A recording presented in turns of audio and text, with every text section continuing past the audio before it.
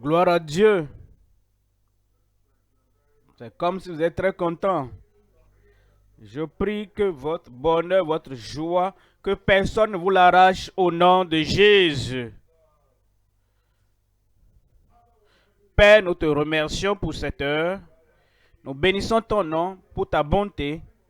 Merci pour ton amour. Merci pour nous avoir rassemblés pour la retraite. Un moment de rafraîchissement. Un moment d'édification. Un moment de transformation. Et un moment où nous sommes renouvelés en ta présence. Nous demandons, Seigneur, qu'en ce moment, que nous puissions avancer dans le royaume au nom de Jésus. Seigneur, nous allons transcender toutes choses où nous étions par le passé au nom de Jésus. Enseigne-nous ta parole. Écris ta parole sur la table de chaque cœur au nom de Jésus. Ici, dans le lieu principal, la porte à côte, partout, dans toutes les régions, partout, dans chaque État, dans nos pays, partout, dans chaque nation, en Afrique et au-delà.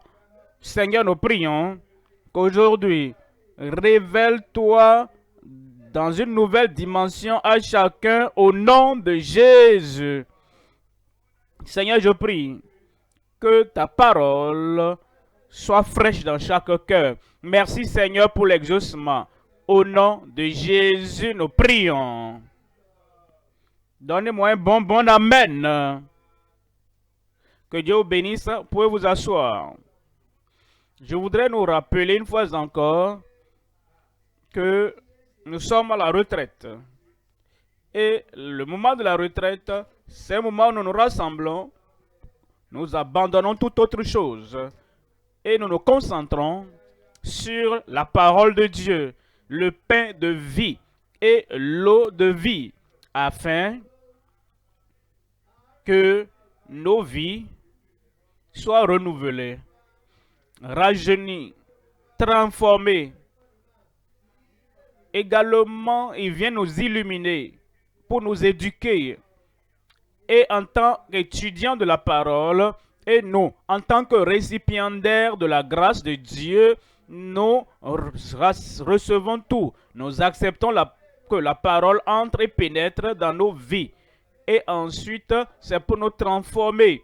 Si vous participez à la retraite et que votre vie est la même, molle, faible, sans force et sans puissance spirituelle, pas de transformation, alors vous n'avez pas réellement participé à la retraite.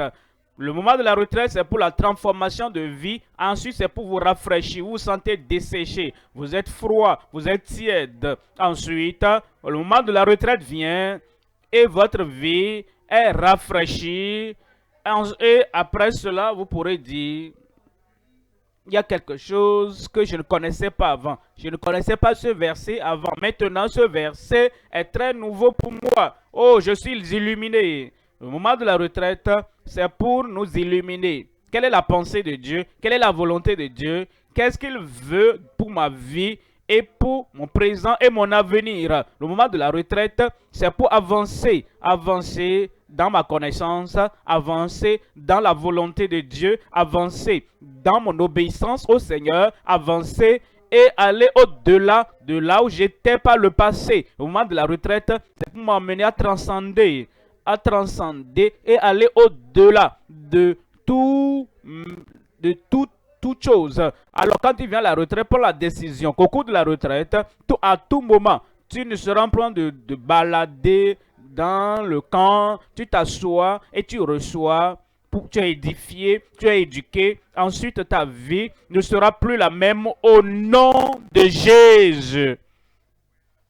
Alors, nous sommes en train de suivre une série dans notre retraite parlant de Christ.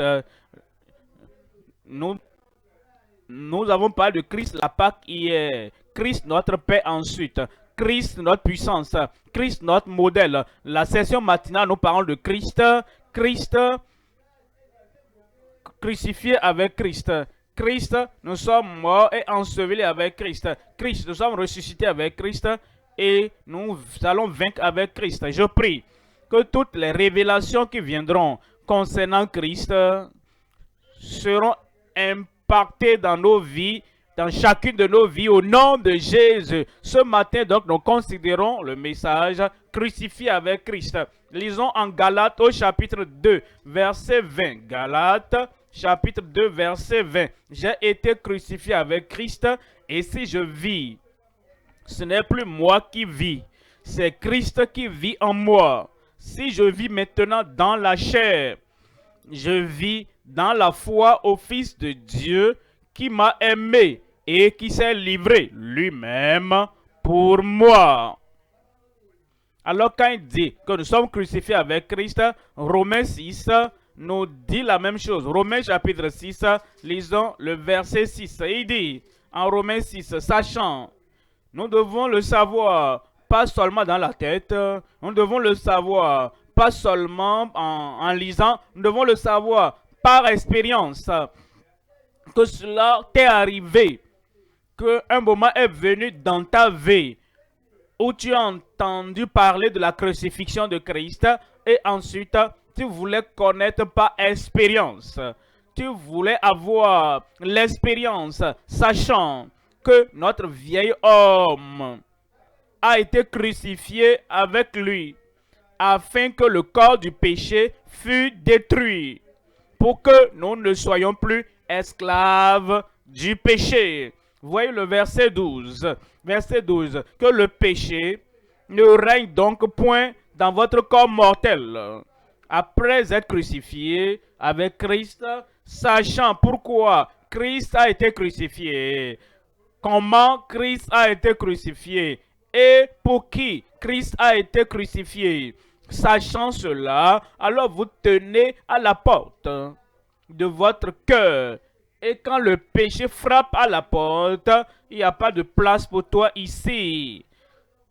Que le péché ne règne donc point de toute forme, de toute taille, de toute description, venant de partout. Les péchés communs, le péché habituel, le péché particulier, le péché de la société, le péché du premier siècle ou de ce siècle, toute forme de péché, que le péché ne... Alors, vous devez prendre votre décision en tant qu'une personne convertie, en tant que personne crucifiée, en tant que personne soumise au Seigneur, une personne qui est sainte, complètement, totalement consacrée.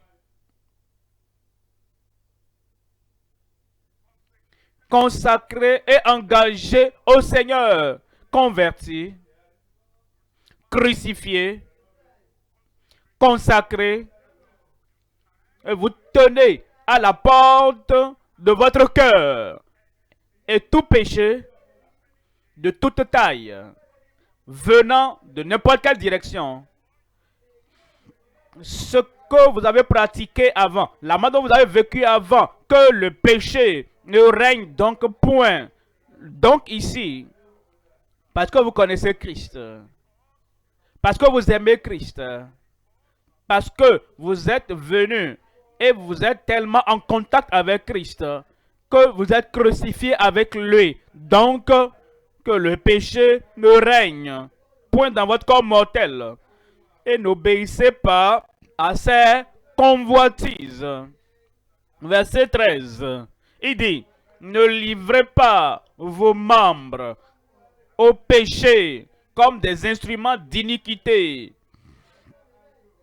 Alors, ce qui veut dire, cela vous revient, c'est pas votre volonté. Vous pouvez, si vous voulez, vous ne le ferez pas si vous ne voulez pas. Parce qu'il dit maintenant, vous ne devez pas livrer vos membres au péché comme des instruments d'iniquité. Mais donnez-vous vous-même à Dieu. Cela vous revient. Vous pouvez. Et personne ne peut vous forcer. Courber là-bas, courber de l'autre côté. Non, vous devez tenir droit. Comme quelqu'un qui a rencontré Christ, converti par Christ, qui s'appuie sur Christ, qui dépend de la grâce de Christ, maintenant, tu es capable de te soumettre, de livrer tes membres, toi-même, ta totalité, ta personnalité, à Dieu, comme étant vivant de mort que vous étiez, et offrez à Dieu vos membres comme des instruments de justice. C'est possible, et ce sera fait. Dans ta vie, ce sera fait. Chaque jour, ce sera accompli dans ta vie au nom de Jésus. Ne livrez pas vos membres au péché comme des instruments d'iniquité, mais donnez-vous vous-même à Dieu comme étant vivant de mort que vous étiez. Et offrez à Dieu vos membres, votre bouche, vos mains, vos oreilles, votre cœur, toute partie de vous, la partie de votre vie qui prend la décision, offrez tous ces membres à Dieu comme des instruments de justice. Et je prie, avec la grâce de Dieu, avec la présence de Dieu, avec la puissance de Dieu dans votre vie, chaque jour, tout au long de votre vie, cette vie victorieuse sera à vous au nom de Jésus. 3 choses à considérer. Premièrement, la crucifixion du Sauveur sans péché. La crucifixion du pécheur sans péché. Sans péché, sans mal, sans la nature adamique, sans la dépravation, sans aucun péché connu. Christ a été quand même crucifié. Pourquoi? Il l'a fait pour nous. Deuxième point, premier point, la crucifixion du Sauveur sans péché. Deuxièmement, notre crucifixion avec le substitut sacrificiel. Il était notre substitut. Il a porté la mort qui devait nous revenir. Il a porté le châtiment qui devrait nous revenir. Il est allé tout et il a payé le prix. C'était notre substitut. Substitut dans le sens, l'âme qui pêche, c'est celle qui mourra. Il n'a pas péché. Nous avons péché. Et à cause de nos péchés, notre substitut est mort pour nous. Il a été crucifié pour nous, sachant qu'il a été crucifié avec nous. Nous restons à son côté, nous venons à son côté et nous sommes crucifiés avec lui. Notre crucifixion avec le substitut sacrificiel. Troisième point, la crucifixion à la société pécheresse. Cette société, c'est le monde. C'est la communauté. C'est la tribu.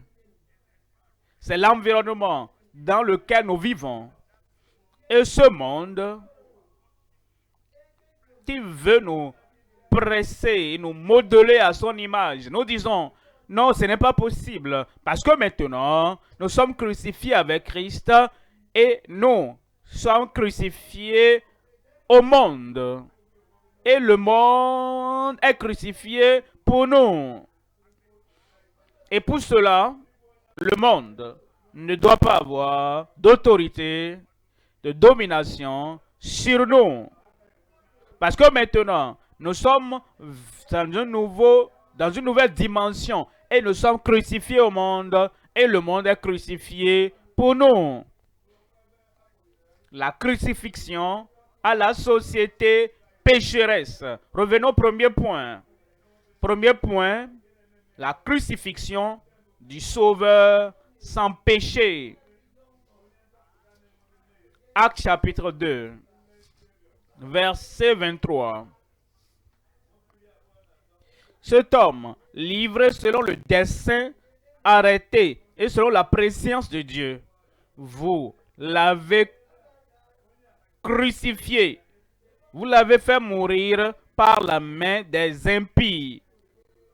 Verset 36. Verset 36. Que toute la maison d'Israël sache, donc avec certitude, que Dieu a fait Seigneur et Christ. C'est Jésus que vous avez crucifié. Il était crucifié. Et on nous dit, dans le chapitre 4 des Actes, verset 10, sachez-le tous, et que tout le peuple d'Israël le sache. C'est par le nom de Jésus-Christ de Nazareth que vous avez crucifié. Il a été crucifié et que Dieu a ressuscité des morts. C'est par lui que cet homme se présente en pleine santé, cet homme guéri. L'homme qui avait la santé parfaite, que cet homme devant vous tous. Verset 11. Jésus est la pierre rejetée par vous qui bâtissez et qui est devenue la principale de l'angle. Verset 12. La conclusion, il n'y a de salut en aucun autre, car seulement dans le Christ crucifié, il n'y a de salut en aucun autre, car il n'y a sous le ciel aucun autre nom, dans aucune génération, dans telle génération ou dans notre génération, aucun autre nom sous le ciel qui a été donné parmi les hommes par lequel nous devions être sauvés.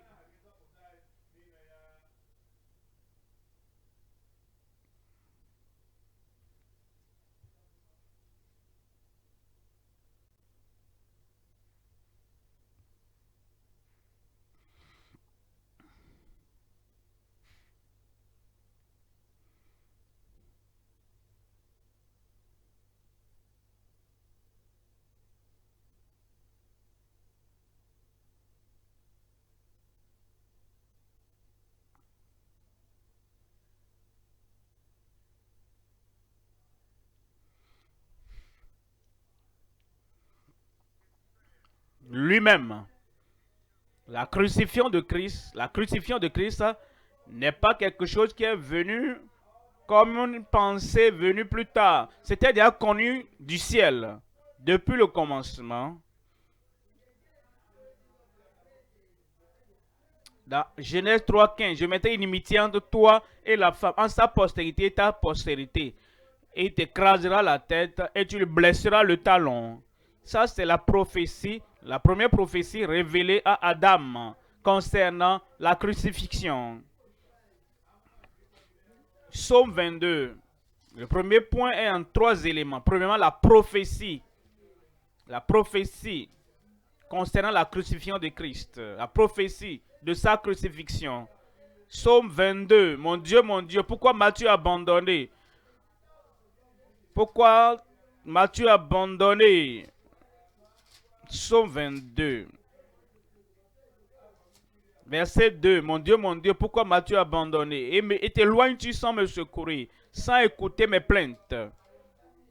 Verset 17. Car des chiens m'environnent, une bande de scélérats rôde autour de moi. Ils ont percé mes mains et mes pieds. Ça, c'est la crucifixion.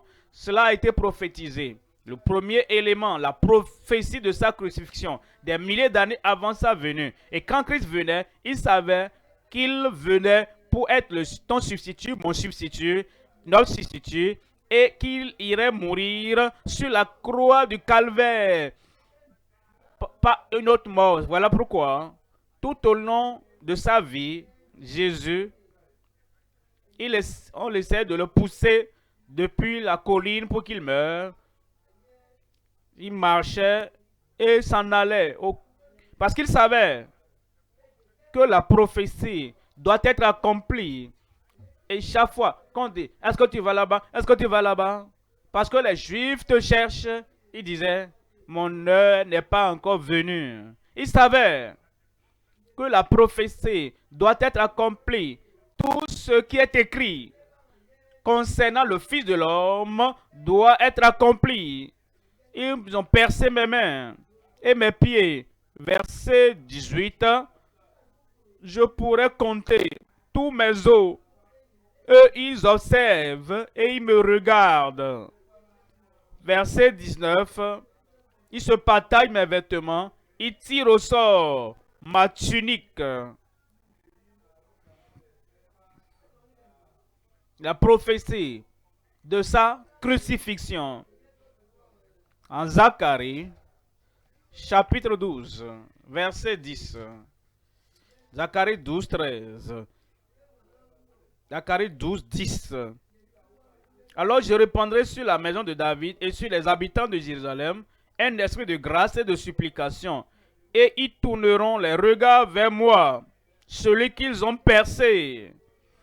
Ils n'étaient pas encore venus dans le monde, mais la prophétie était écrite qu'ils tourneront les regards vers moi, celui qu'ils ont percé, et pleureront sur lui, comme on pleure sur un fils unique.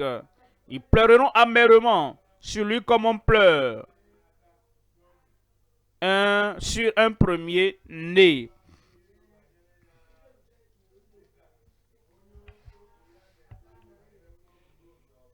Voyons maintenant le deuxième élément dans le premier point, la perfection du crucifié. Il n'a rien fait de mauvais, peut-être en secret, peut-être une petite chose, peut-être contre un homme, ou bien contre une famille, ou bien contre une tribu, ou bien contre toute la nation. Rien, rien de pareil, parfait. Dans le cœur, dans les pensées, dans la vie, dans les paroles, dans toutes choses, Christ était parfait. Mais le parfait a été crucifié. Pourquoi?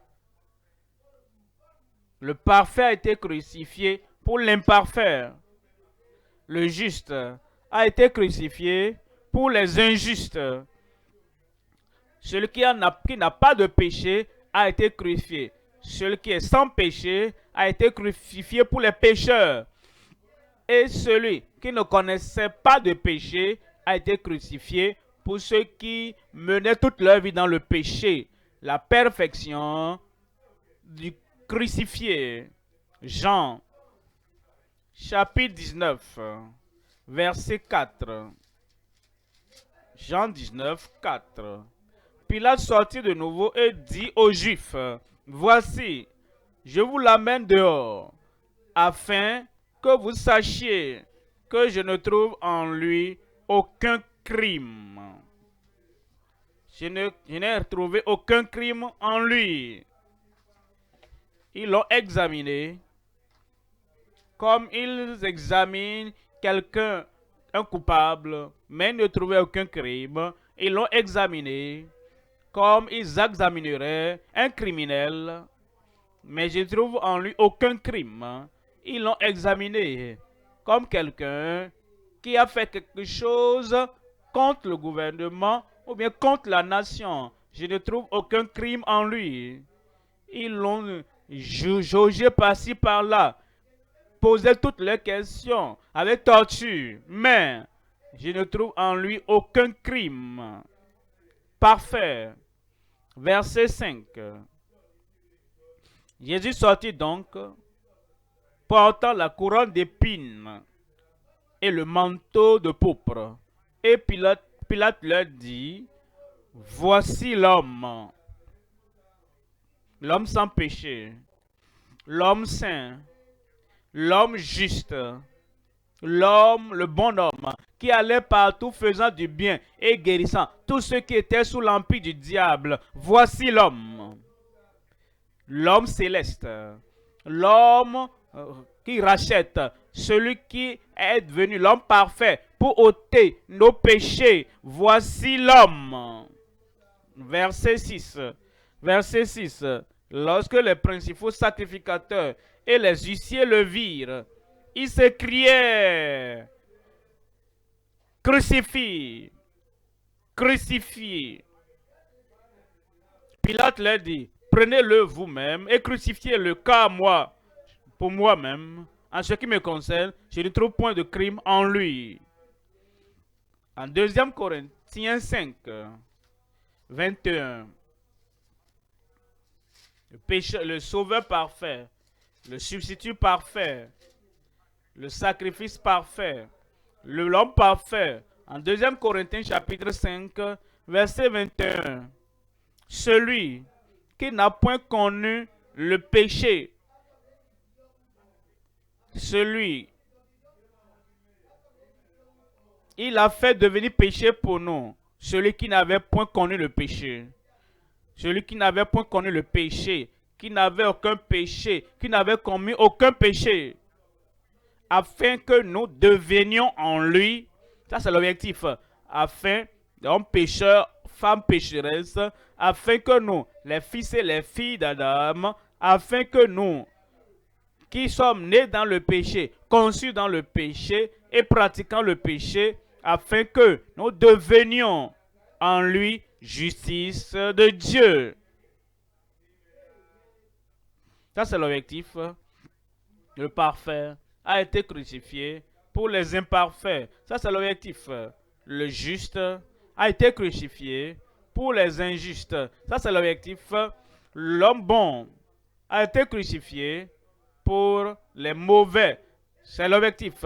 Que Christ, sans péché, saint et juste, a été crucifié pour les pécheurs, afin que nous devenions en lui justice de Dieu.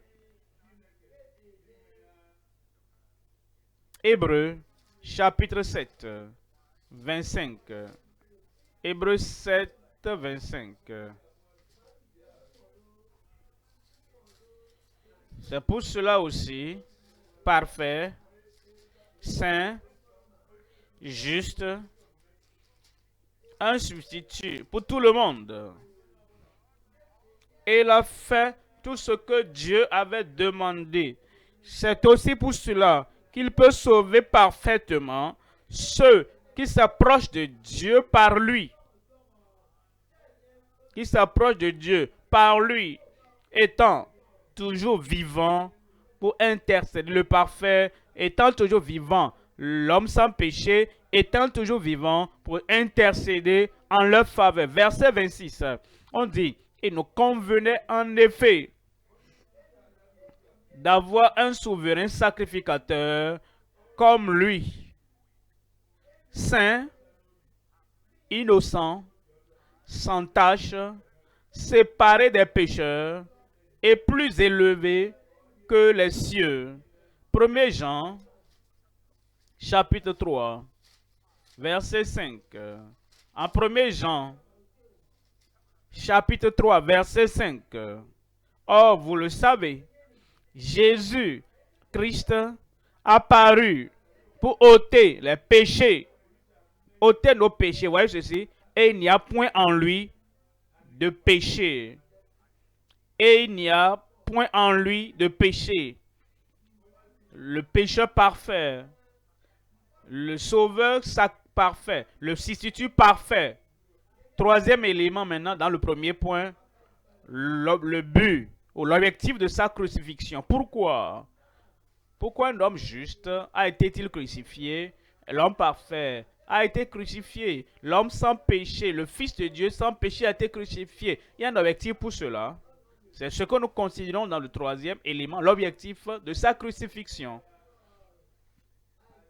En Ésaïe 53, l'objectif de sa crucifixion. Verset 3, Ésaïe 53, 3. Oui, il a fait pour nous. Verset 4. Cependant, ce sont nos souffrances qu'il a portées.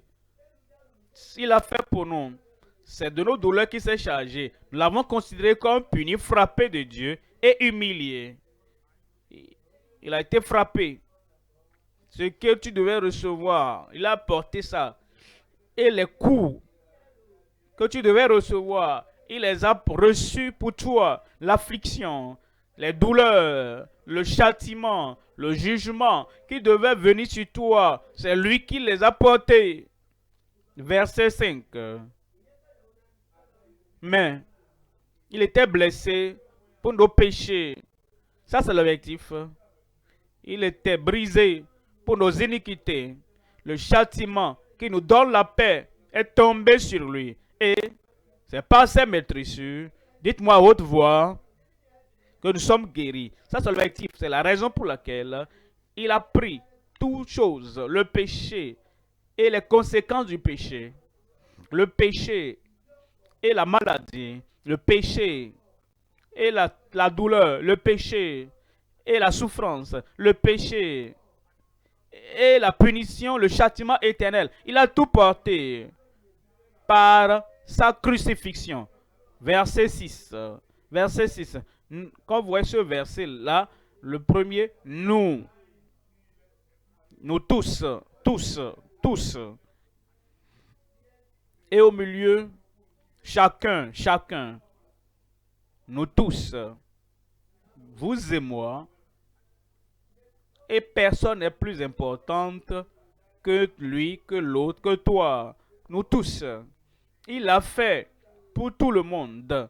Alors nous pouvons venir à lui quand vous êtes complètement dominé par votre culpabilité, votre condamnation, quand vous êtes dominé par les choses que vous avez faites. Alors vous vous rappelez, quand vous levez les yeux vers le Seigneur, que tous à la fin et chacun au milieu. Voyez ce verset 6. Nous étions tous errants comme des brebis. Nous nous sommes détournés. Chacun, nous étions errants. Chacun suivait sa propre voie. Et l'Éternel a fait retomber sur lui l'iniquité. L'Éternel a fait retomber sur lui. L'Éternel a fait, le Dieu Tout-Puissant, sachant que si tu mourras dans le péché, tu porteras le châtiment pour toute l'éternité. Ce serait trop. Et à cause de son amour, il a dit que mon fils sans péché, parfait, saint, juste, soit ton substitut. Et il dit, et l'Éternel a fait retomber sur lui l'iniquité de nous tous.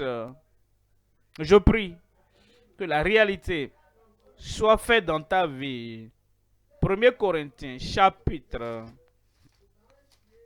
1 Corinthiens 15, verset 3. 1 Corinthiens 15, 3. Je vous ai enseigné avant tout, comme je l'avais aussi reçu, que Christ est mort pour nos péchés selon les Écritures. C'est ce qu'il a fait. Ça, c'est l'objectif. Il est mort, pas pour lui-même. Il est mort pour nos péchés, pas pour Israël, mais pour les païens. Parce que Paul était l'apôtre des païens. Parce qu'il écrivait aux Corinthiens qui n'étaient pas israélites, il est mort pour tout le monde. Afin que Christ est mort pour nos péchés, selon les Écritures. En Tite chapitre 2, 14. En Tite chapitre 2, 14, qui s'est livré lui-même pour nous. Vous voyez cela? Ça, c'est l'objectif. Ça, c'est l'objectif. Il a souffert ce qu'il ne devait pas subir. Il a porté le châtiment déjà qu'il ne devrait même pas porter. Qui s'est donné lui-même pour nous. Afin de nous racheter de toute iniquité. Il y a certaines personnes qui luttent et qui ont essayé et qui n'ont pas réussi. Alors elles disent, personne ne peut être affranchi de tout péché à cause de leur expérience. Alors, ils se font standard pour des millions, des milliards de personnes dans le monde. Ils disent non, personne ne peut être libéré du péché. Parce que ce petit, eux-mêmes là, n'ont pas été libérés de tout péché. Alors personne ne peut, ils disent. Et ça rend le sacrifice de Christ inutile. Et vous ne dépendez plus de Christ, vous dépendez de vous-même.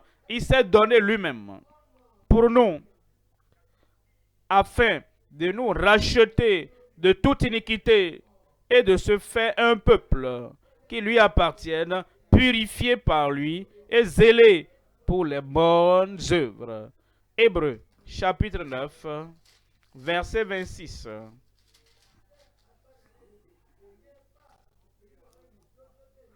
Autrement, il aurait fallu qu'il ait souffert plusieurs fois depuis la création du monde, tandis que maintenant, à la fin des siècles, il a paru une seule fois pour abolir le péché par son sacrifice.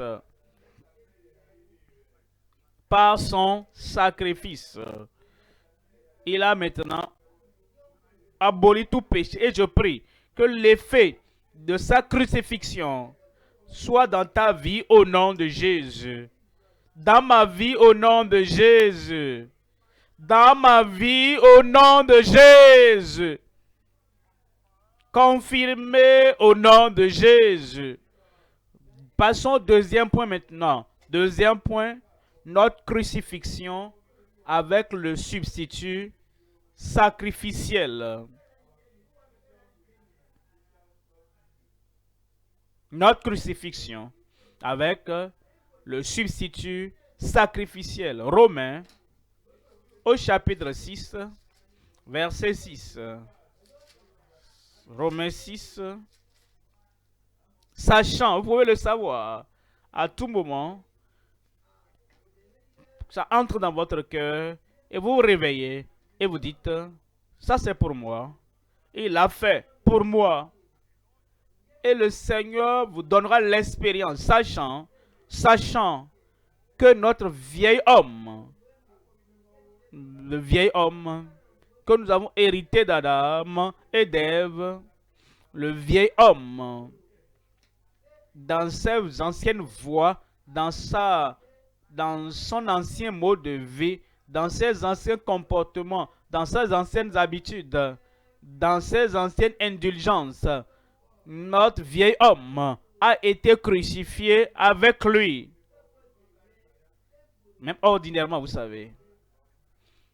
Quiconque est crucifié, les mains clouées, les pieds cloués, est inopérationnel. Il ne peut plus opérer. Il ne peut plus agir. Aussi longtemps qu'il reste crucifié à la croix, il ne peut pas sauter et descendre pour aller sur la voie et commencer à faire ce qu'il faisait avant. Le vieil homme a été crucifié avec lui pour que le corps du péché, afin que le corps du péché fût détruit. Pas subjugué, détruit. Pas contrôlé, mais détruit. Pas résister, détruit. Il n'est pas civilisé, détruit. Afin que le vieil homme du péché fût détruit. Fût détruit comme le vieil homme a été crucifié pour que nous ne soyons plus esclaves du péché. Galates 2, 2. J'ai été crucifié avec Christ. S'il avait dit, j'étais crucifié avec Christ, ça allait impliquer que j'étais, mais je suis sorti de ça. Je me suis débrouillé et je ne suis plus crucifié. Il a dit, oui, j'étais, quand j'ai connu Christ, et jusqu'à présent, chaque jour, j'expérimente cela. Je suis crucifié avec Christ. Et si je vis, ce n'est plus moi. Ça veut dire que je vis. L'homme nouveau vit. La nouvelle personnalité vit. Pas moi. Ce n'est pas le vieil homme, mais Christ vit en moi. Et si je vis maintenant dans la chair, je vis dans la foi au Fils de Dieu qui m'a aimé et qui s'est livré lui-même pour moi. 3 éléments considérés. Premièrement, la conversion éprouvée de la vie charnelle.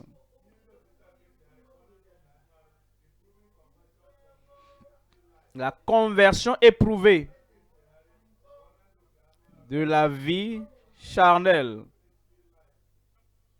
Deuxième élément, la crucifixion présente de l'ancienne vie.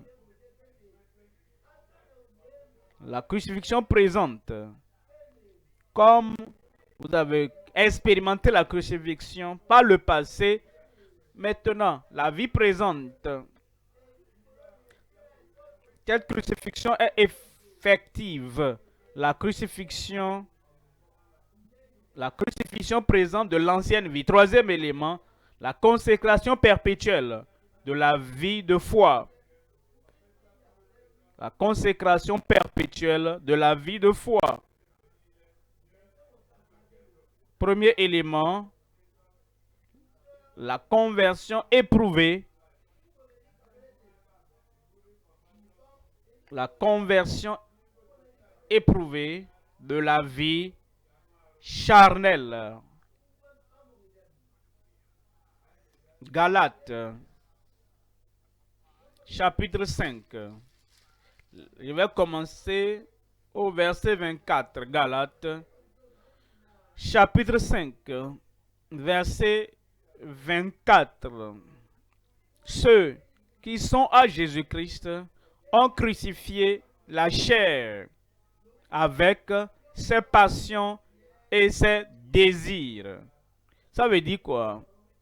Ceux qui sont à Christ, ceux qui appartiennent à Christ, ceux qui ont donné leur vie sans réserve, sans interruption, ils ont donné leur vie à Christ. Qu'est-ce qu'ils ont fait? Ils ont crucifié la chair avec ses passions et ses désirs. Oui, vous comprenez? Ça ne veut pas dire qu'après la conversion, vous êtes allé quelque part et vous étendez la main et vos pieds pour qu'on puisse vous crucifier. Crucifier la chair. Non, ce qu'il veut dire, verset 19 maintenant. Verset 19.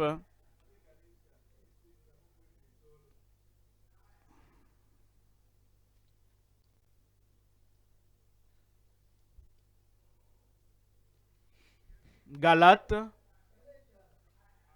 chapitre 5, verset 19. Crucifier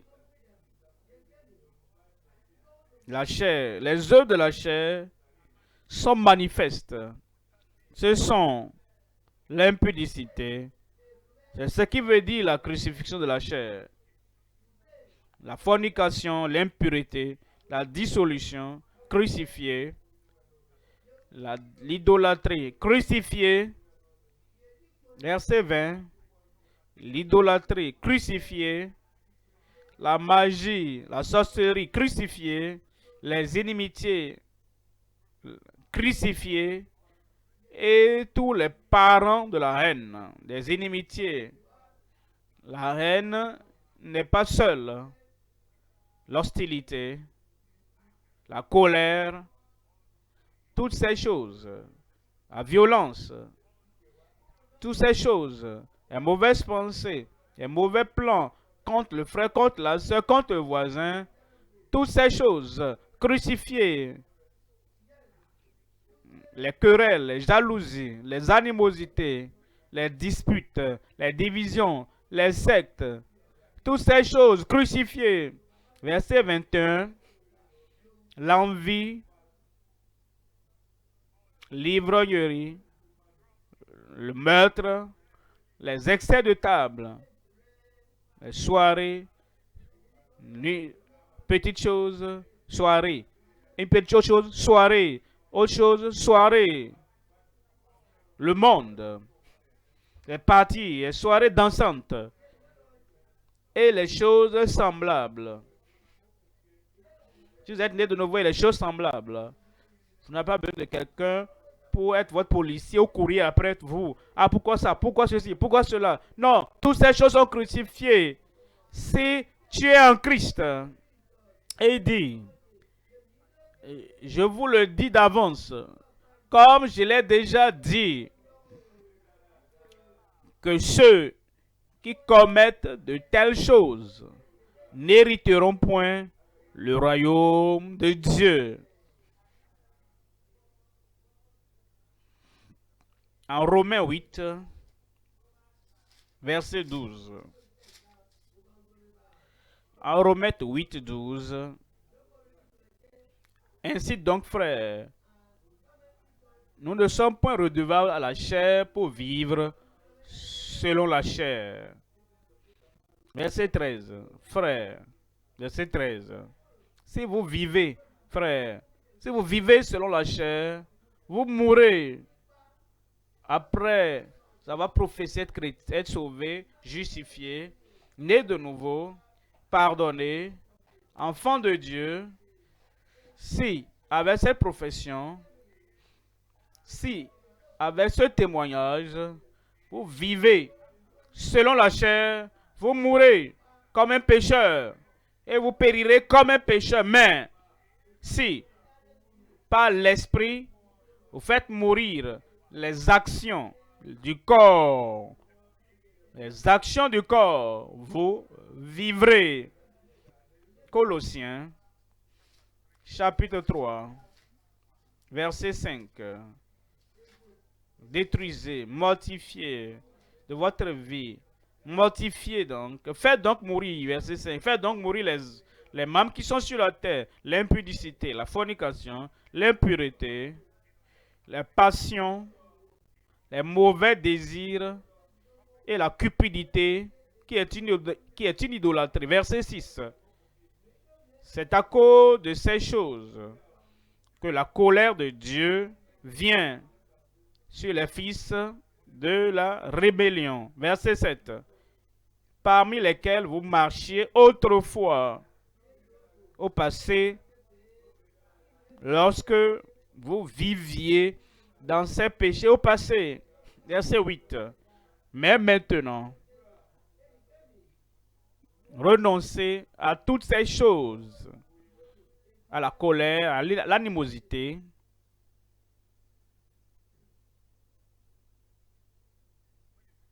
quand vous devenez chrétien, quand la grâce de Dieu pénètre votre vie, quand la bonté de Dieu du calvaire entre dans votre vie, il y a une nouvelle vie. L'ancienne vie est crucifiée, l'ancienne vie est ôtée. Mais maintenant, vous renoncez à toutes ces choses dans votre famille, au service, au marché, dans la communauté, partout et en tout lieu, vous vous retrouvez. Ils ont fait que je suis en colère. Non, personne ne peut vous pousser à être en colère, c'est vous-même. Ils m'ont poussé à la colère. Ah, j'allais doucement, doucement. Ah, je suis né de nouveau.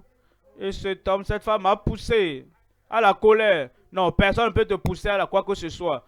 Tu as le contrôle parce que Christ vit en toi. Et la vie que je vis maintenant, dans la chair, je la vis par la foi au Fils de Dieu qui m'a aimé et qui s'est livré lui-même pour moi. Et si tu n'arrives pas à le faire, le Seigneur ne va pas te dire de le faire.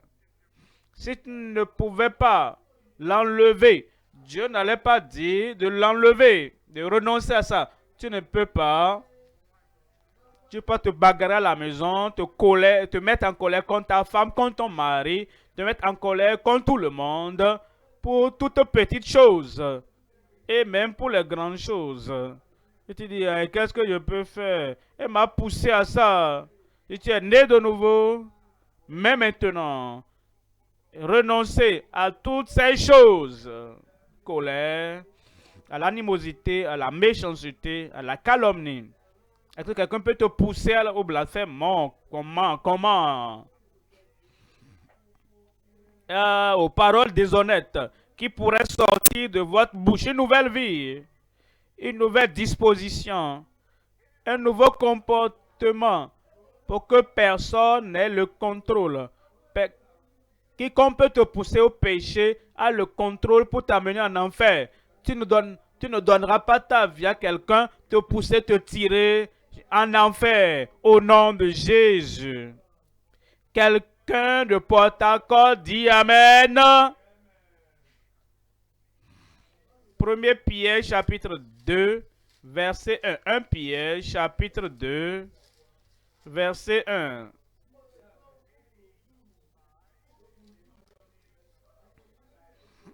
Rejetant, vous êtes convertis, vous êtes nés de nouveau, la puissance t'a été donnée pour rejeter toute malice. Voyez ce toute malice.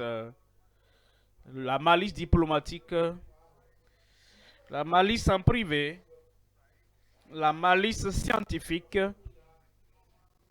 et la malice normale, la malice tribale et la malice héritée. Toutes les malices. Quand tu nais de nouveau, quand tu deviens enfant de Dieu, la grâce de Dieu est maintenant dans ta vie. Rejetant donc toute malice et toute ruse et la dissimulation, l'envie et toute médisance. Verset 2. Désirez comme des enfants nouveau-nés le lait spirituel et pur, afin que par lui vous croissiez. Pour le salut, verset 3. Si vous avez goûté que le Seigneur est bon. Verset 11. Bien-aimés, je vous exhorte, comme étrangers et voyageurs sur la terre, à vous abstenir des convoitises charnelles qui font la guerre à l'âme. Deuxième élément maintenant, la crucifixion présente de l'ancienne vie. Regarde ta vie. Comment vivais-tu avant de naître de nouveau, avant de venir au Seigneur? Tes sentiments, tes pensées, tes pratiques, ton style de vie, la manière dont les lieux que tu fréquentais, les choses qui te touchaient. Quelles sont les choses, l'ancienne vie? Maintenant, en tant qu'enfant de Dieu, il y a une crucifixion présente de l'ancienne vie. Romains, au chapitre 6, verset 6 encore. Sachant que notre vieil homme a été crucifié avec lui afin que le corps du péché fût détruit pour que nous ne soyons plus esclaves du péché. Pour que nous ne soyons plus esclaves du péché. Rappelez-vous de la déclaration de notre Seigneur Jésus-Christ. Vous ne pouvez pas servir deux maîtres. Si vous servez le péché, vous ne pouvez pas servir le Seigneur Jésus-Christ, notre Sauveur. Si vous servez le péché, vous ne pouvez pas servir le ciel, servir Dieu, servir le Seigneur. Vous pouvez occuper une position montrant que vous servez le Seigneur. Mais c'est une parole de la bouche. Vous ne pouvez pas servir deux maîtres. Si vous voulez servir le Seigneur, alors le service du péché doit prendre fin. Est-ce que vous remarquez? Quand vous avez cessé à entretenir le véhicule, vous l'avez abandonné, vous ne l'entretenez plus. Ceci diminue, l'autre aussi baisse, finalement tout cesse. Alors si vous cessez d'entretenir le péché et de donner le carburant au péché, de donner d'encouragement au péché et de pratiquer le péché, et vous dites plus jamais, parce que maintenant je suis crucifié avec Christ, alors désormais je ne vais plus servir le péché. Ce péché va mourir de ta vie. Amen. Verset 11. Verset 11. Ainsi vous-même regardez-vous comme mort au péché et comme vivant pour Dieu en Jésus-Christ.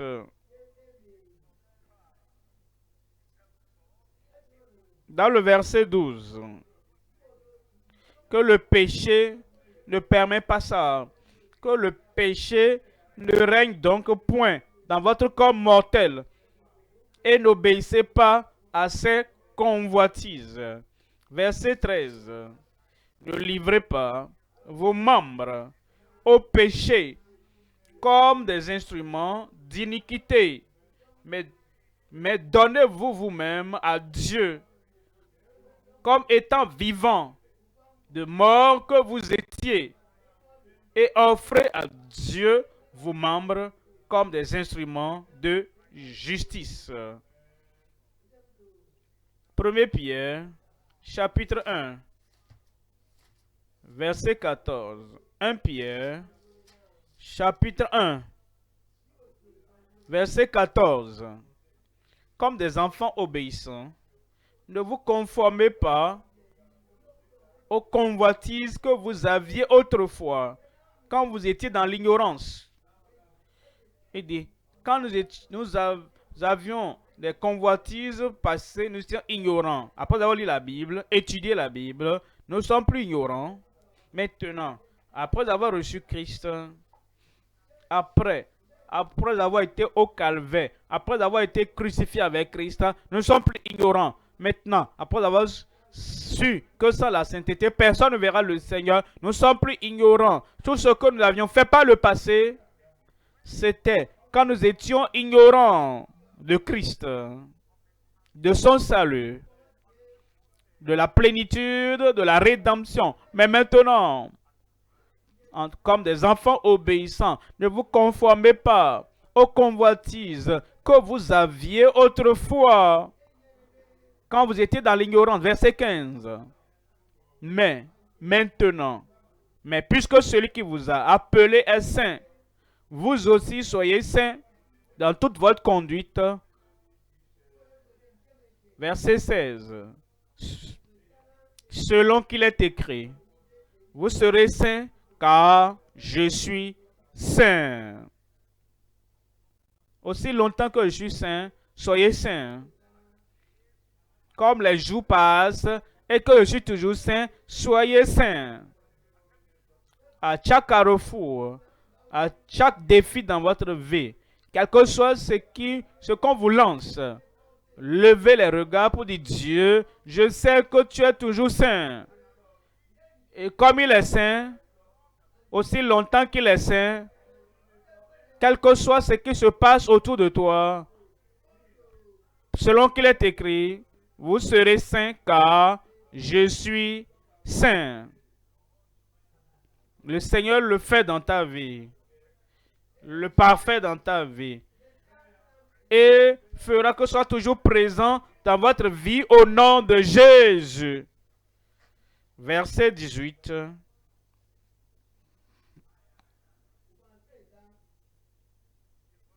Verset 18.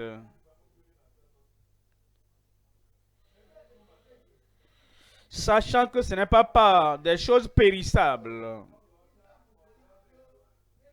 par de l'argent ou de l'or que vous avez été rachetés de la vaine manière de vivre que vous avez hérité de vos pères. Verset 19.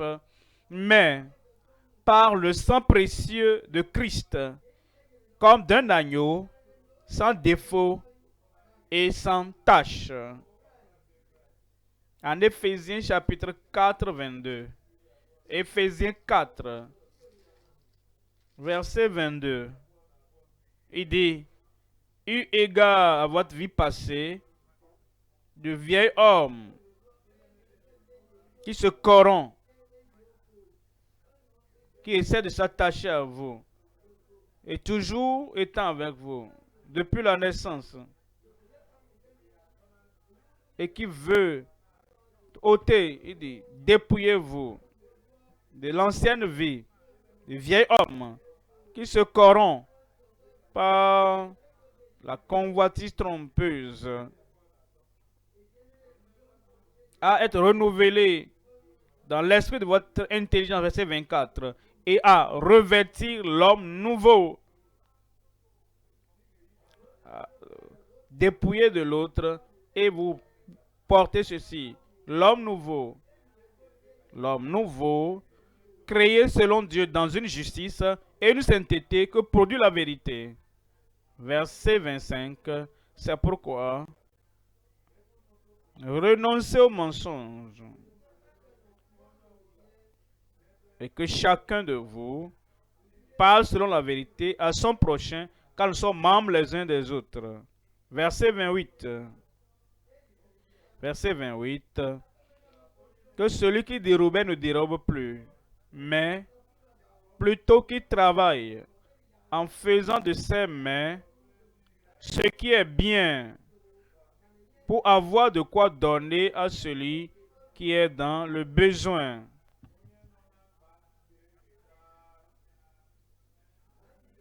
Verset 29. Qu'il ne sorte de votre bouche aucune parole mauvaise, mais s'il y a lieu, quelques bonnes paroles qui servent à l'édification et communiquent une grâce à ceux qui l'entendent. 2 Corinthiens 5.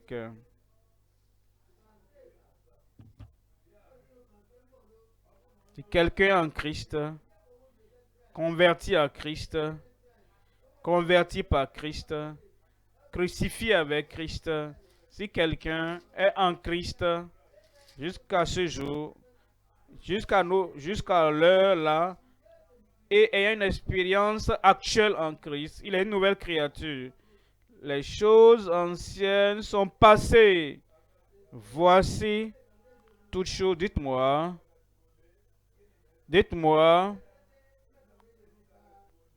examine ta vie, toutes choses. Examine ta vie, toutes choses. Examine ta vie au marché, à la maison, au bureau. Examine ta vie à l'école. Examine ta vie au collège. Examine ta vie dans ta communauté. Examine ta vie quand tu retournes au village. Partout où tu vas. Est-ce que tu as le témoignage que voici toutes choses, les anciennes choses sont passées. L'ancienne communion, les anciens gangs, l'ancien comportement, l'ancien copain, l'ancienne copine, l'ancienne ivrognerie, l'ancien tabagisme, l'ancien style de vie. Les choses anciennes sont passées. Même le regard. Quelqu'un dit, ah mon frère, pourquoi est-ce que tu as toujours un visage colérique? Tu te réveilles le matin, personne ne t'a rien fait. Pourquoi tu es toujours en colère? Les anciennes choses sont passées. Oh sœur, qu'est-ce qui ne va pas? C'est comme si tu luttes toujours, tu es toujours en combat. Qu'est-ce qu'il y a? Si nous sommes en Christ, puisque nous sommes en Christ, parce que nous sommes en Christ, les choses anciennes sont passées. Et voici, dites-moi encore, dites-moi avec assurance, toutes choses sont devenues nouvelles. Amen pour chacune de nos vies au nom de Jésus. Troisième élément maintenant, la consécration perpétuelle de la vie à la vie de foi. La consécration perpétuelle à la vie de foi. Galates, chapitre 2, 20. J'ai été crucifié avec Christ. Je me réjouis en ça. Je prends plaisir à ça. J'aime cela. Et je veux demeurer de cette manière. J'ai été crucifié avec Christ. Vous voyez Paul, qui était seul. Il allait partout avec la haine et la malice contre le peuple, ceux-là qui suivaient Dieu. Maintenant, la vie a changé. Un nouveau changement est venu. Ce que j'aimais avant, je n'aime plus ces mauvaises choses. Là où j'allais avant, je ne vais plus là-bas maintenant. Et les choses que je faisais, je ne le fais plus maintenant. Oh, je prends plaisir à la nouvelle vie. J'aime la nouvelle vie. Je chéris la nouvelle vie. J'ai été crucifié avec Christ et si je vis, ce n'est plus moi qui vis, c'est Christ qui vit en moi. L'ancien moi n'a plus de pouvoir, il n'a plus d'autorité sur moi, il n'a plus de plaisir à la sainteté. Alors, il est déjà passé. Ce n'est plus moi, c'est Christ qui vit en moi. Christ vit. Il vit en moi. Et il dit, si je vis maintenant dans la chair, je vis dans la foi, je vis dans la foi au Fils de Dieu qui m'a aimé et qui s'est livré lui-même pour moi. Ce sera réel dans chacune de nos vies au nom de Jésus. 2 Corinthiens chapitre 5, verset 7. Nous marchons par la foi et non par la vue. 2 Corinthiens 5, 7. Plusieurs marchent par la vue. Car nous marchons par la foi et non par la vue. Quelqu'un fait quelque chose et ils suivent ça. Quelqu'un leur manifeste la haine, ils voient ça et ils marchent de cette manière. Quelqu'un leur arrache l'argent et ils ne retournent pas l'argent. C'est ce qu'ils voient, ils marchent par cela. Ils marchent par la vue. Mais ceux-là qui marchent par la foi, ils disent, ils peuvent le faire. Je ne marche pas par ça, je marche par la foi. Ils peuvent mentir, ils peuvent mal parler de toi. J'entends, je ne marche pas par ça, je marche par la foi. Le monde, ils vivent comme ils veulent voir. Je vois cela, mais je ne marche pas par ce que je vois. Je marche par la foi. Je prie que tu marches par la foi. Verset 15. Verset 15. Et qu'il est mort pour tous, afin que ceux qui vivent ne vivent plus pour eux-mêmes, mais pour celui qui est mort et ressuscité pour eux. Éphésiens 5, verset 2.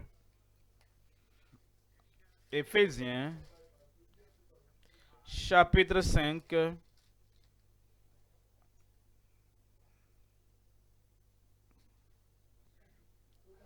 verset 2.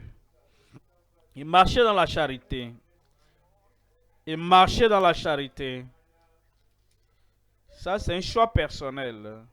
Il marchait dans la charité, dans l'amour. Ça, c'est une décision personnelle. Si vous attendez pour que les gens autour de vous manifestent, pratiquent, parfaits, accomplissent l'amour que Christ veut que vous ayez, vous allez attendre pendant longtemps. Vous devez prendre votre vie en main. Vous devez prendre votre décision vous-même. Et dire parce que je suis crucifié avec Christ, peu importe ce que les autres font, quel que soit la manière dont les autres vivent, moi je choisis de suivre Christ, de marcher dans l'amour et de marcher dans l'amour. Comme Christ nous a aimés. Comme Christ nous a aimés. Marcher dans la charité à l'exemple de Christ qui nous a aimés et qui s'est livré lui-même à Dieu pour nous comme une offrande et un sacrifice de bonne odeur.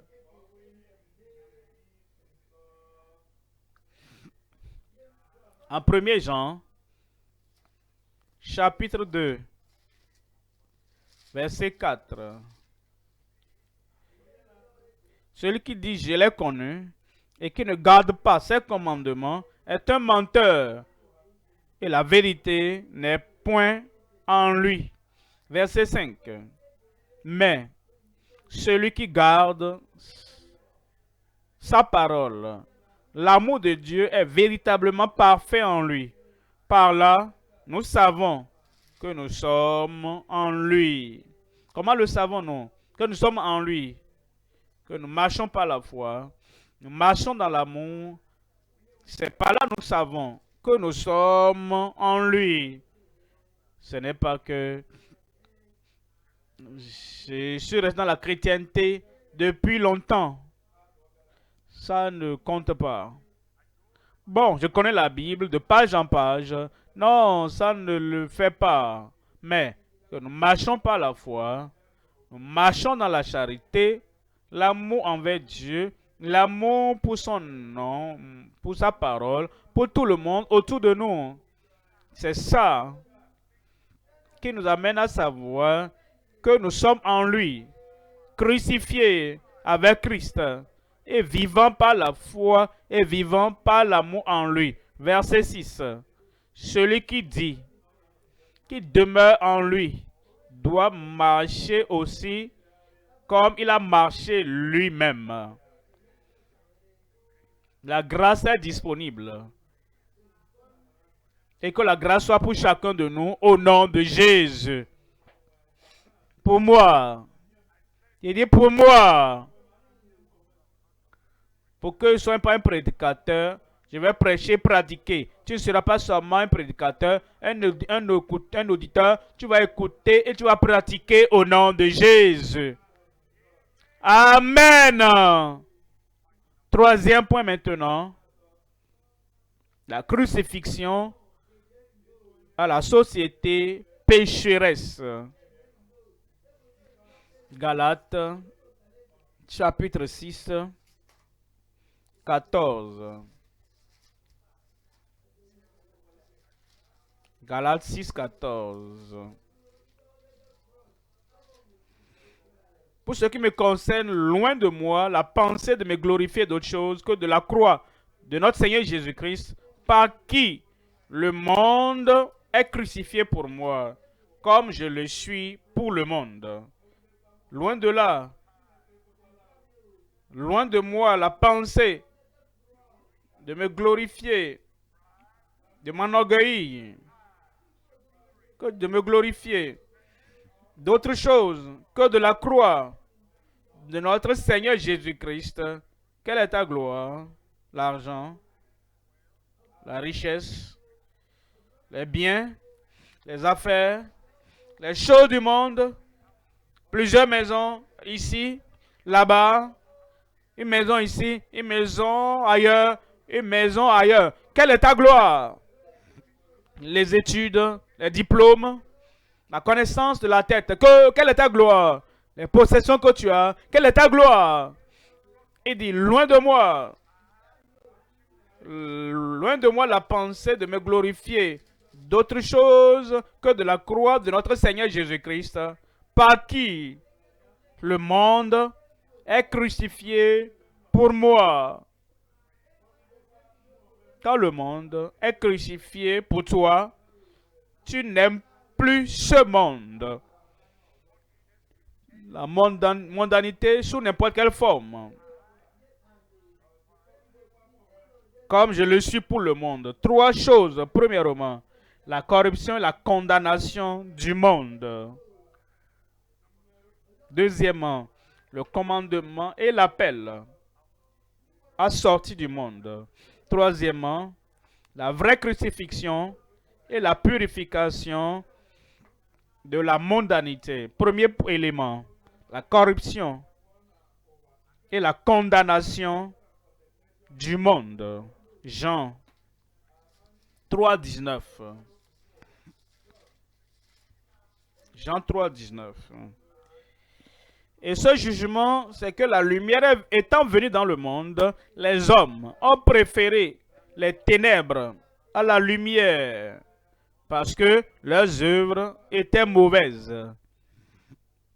Quiconque hait la lumière, quiconque méprise la lumière de la parole de Dieu, quiconque rejette la lumière de la parole de Dieu, il ne s'intéresse pas à cela. C'est parce qu'il n'est pas vraiment converti. Ses œuvres sont mauvaises. Quiconque a peur de la lumière, quiconque tremble quand la lumière survient, c'est parce qu'il y a quelque chose à cacher. Et il ne veut pas que la lumière vienne dessus. Ça, c'est le monde, c'est le monde, c'est le monde. quand un investigateur vient, quand un auditeur vient dans un lieu donné, ceux qui ont quelque chose à cacher, ils tremblent.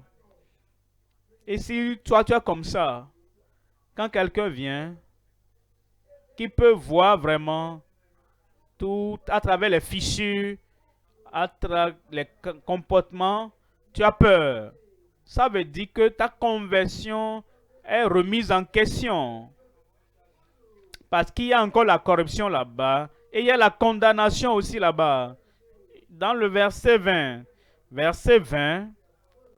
car quiconque fait le mal règne la lumière et ne vient point à la lumière de peur que ses œuvres ne soient dévoilées. Ça, c'est la manière de vivre du monde. Et si nous sommes comme ça, nous sommes corrompus comme le monde, nous sommes condamnés avec le monde. Mais je prie, toutes les corruptions du monde, que tout soit balayé par la crucifixion de Christ dans chacune de nos vies, au nom de Jésus. Amen. 2 Corinthiens chapitre 4. 2 Corinthiens 4, verset 4. 2 Corinthiens 4, 4. Pour les incrédules dont le Dieu de ce siècle, Satan est le Dieu de ce siècle. Et le monde le suit. Et si tu es comme le monde, dans le monde, pour le monde, et tu vis comme le monde, alors le diable sera le Dieu de ta vie. Pour les incrédules dont le Dieu de ce siècle a aveuglé l'intelligence, afin qu'ils ne vissent pas briller la splendeur de l'évangile, de la gloire de Christ, qui est l'image de Dieu. Jacques 4, verset 4. Jacques, chapitre 4, verset 4. Jacques 4, 4. Adultère spirituel que vous êtes, ne savez-vous pas que l'amour du monde est inimitié contre Dieu? L'amitié du monde. Tu veux plaire au monde dans ton mariage, dans ta cérémonie de mariage, dans ta réception, tu veux plaire au monde. Dans le type de véhicule que tu utilises, tu compétis avec le monde. Dans tout ce qu'ils font. Et c'est ça que tu amènes à la maison. Et quand tu veux faire la cérémonie d'enterrement, la manière dont ils le font dans le monde, si je ne fais pas ça comme ça, le monde ne saura pas que je suis quelqu'un, que j'ai réussi, que je suis important. Ah, adultère. Ne savez-vous pas que l'amour du monde est inimitié contre Dieu? Celui donc qui veut être ami du monde se rend ennemi de Dieu. Je ne serai pas un ennemi de Dieu. Je ne serai pas un ennemi de Dieu. Deuxième élément maintenant, dans le troisième point, le commandement, il appelle à sortir du monde. 1er Jean, chapitre 2, 15. N'aimez point le monde. Ça, c'est un commandement de Dieu. Aussi éternel que Dieu est, son commandement éternel. Ce commandement de Dieu qui ne passera pas. Le ciel et la terre passeront, mais ma parole ne passera pas. Ça, c'est le commandement de Dieu. Le Dieu qui dit, je suis Dieu et je ne change pas. Venant de Christ, le même hier, aujourd'hui et éternellement. Que feras-tu si le monde ne te regardait pas? Comment allais-tu vivre si le monde n'allait pas apprécier ou déprécier? Que feras-tu?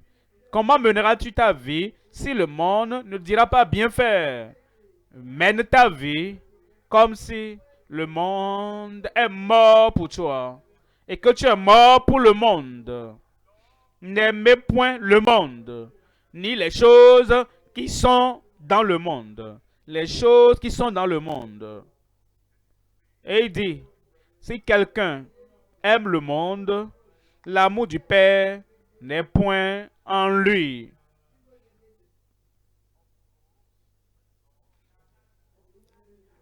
Plus l'amour du monde augmente, plus l'amour de Dieu va décroître. Et lorsque toute ta vie, les activités, les objectifs, les plans, tout ce que tu fais, ton idéal, c'est pour l'amour du monde, alors l'amour de Dieu va disparaître. N'aimez pas le monde, ni les choses qui sont dans le monde.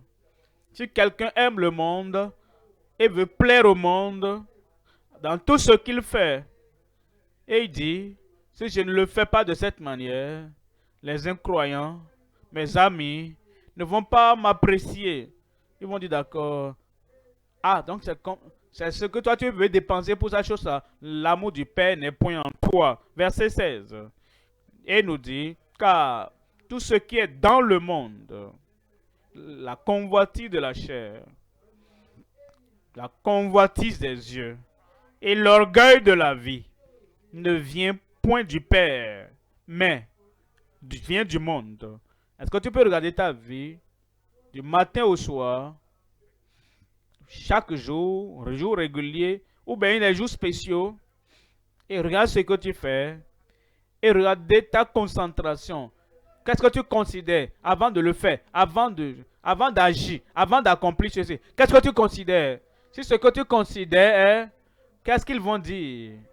Comment est-ce qu'ils vont me louer? Comment est-ce qu'ils vont m'apprécier? Tu dois retourner au calvaire. Car tout ce qui est dans le monde, la convoitise de la chair, la convoitise des yeux et l'orgueil de la vie ne vient point du Père, mais vient du monde. Verset 17, et le monde passe. Et sa convoitise aussi. Mais celui qui fait la volonté de Dieu demeure éternellement. Quelqu'un crie Amen.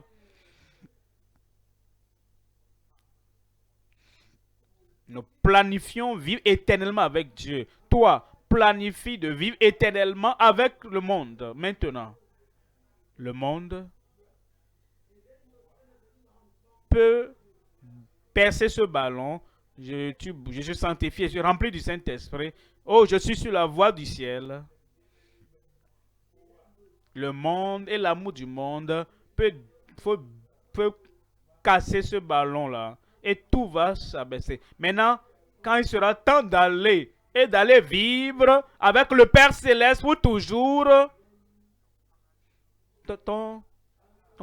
ton parachute ne va pas s'ouvrir. Tout va s'effondrer. L'amour du monde a tout gâté. Je prie qu'aujourd'hui, que tu reviennes à l'amour de Dieu dans la plénitude au nom de Jésus.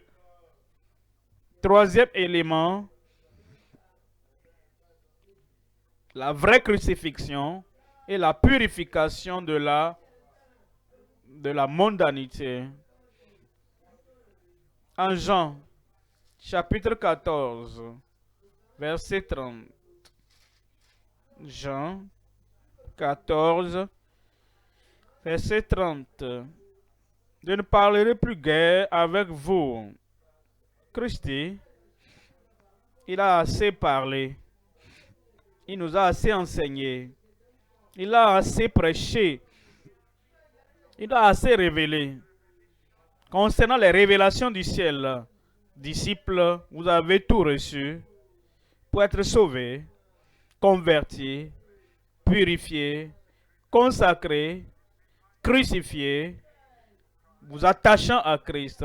Vous avez tout reçu. Je ne parlerai plus guère avec vous. Car le prince du monde vient.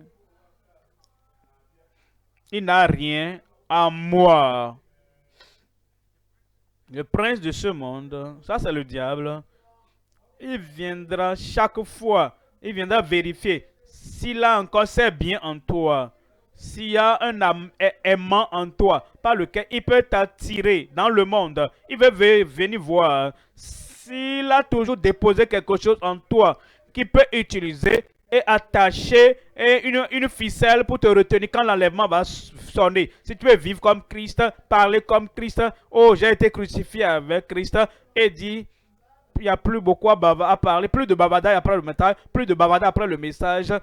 Après les prédications, plus de bavardage, plus de bavardage. Je veux maintenant la vraie crucifixion dans ma vie. Oh, désormais, après cela, je ne parlais plus beaucoup, car le prince de ce monde vient et il n'a rien en moi.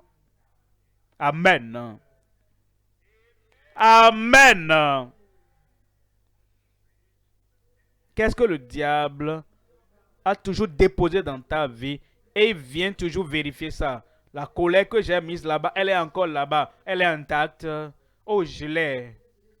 La cupidité que j'ai déposée en lui, elle est toujours là, intacte. Il est à moi. L'amour du monde et l'amour des plaisirs de la chair sont encore là. Oh, je peux l'avoir à tout moment. Pourquoi ne pas venir à Christ en ce moment à nouveau pour être crucifié avec le Seigneur, afin que tout ce qui est du diable soit purifié, balayé, coupé, crucifié et totalement ôté de ta vie. Alors, le prince de ce monde viendra, va vérifier, tous ces biens sont dégagés de ta vie, hors de ton cœur. Et quand la trompette va sonner et que les morts en Christ vont ressusciter, et nous qui sommes vivants, que nous serons ensemble enlevés avec lui, gloire à Dieu, les choses qui te faisaient tomber, qui te maintenaient, tout est ôté. Le prince de ce monde vient et il n'a rien en moi, en toi. Où est-il? Où est-elle là-bas? Rien, rien en toi, rien en toi, rien de ce monde et rien du diable. Le Seigneur l'accomplit dans chaque vie au nom de Jésus. Levons-nous maintenant et parlons à Dieu dans la prière. Lève-toi, lève-toi et parle à Dieu dans la prière. Oh, mon frère, s'il te plaît, sois vraiment considéré. Ne dérange pas les autres. Nous voulons vraiment nous préparer pour aller au ciel. Nous voulons avoir tout ce que la crucifixion de Christ exige dans nos vies. Frères et sœurs, soyez considérés. Nous nous préparons pour le ciel. Ne dérange pas les autres. Prie et centre ton cœur, ta vie sur Christ et dis oui Seigneur, crucifié avec Christ. Maintenant je vis. Ce n'est plus moi. Je vis par la foi au Fils de Dieu qui m'a aimé et qui s'est livré lui-même pour moi. Ouvre ta bouche et prie. Parle à Dieu et le Seigneur va exaucer ta prière.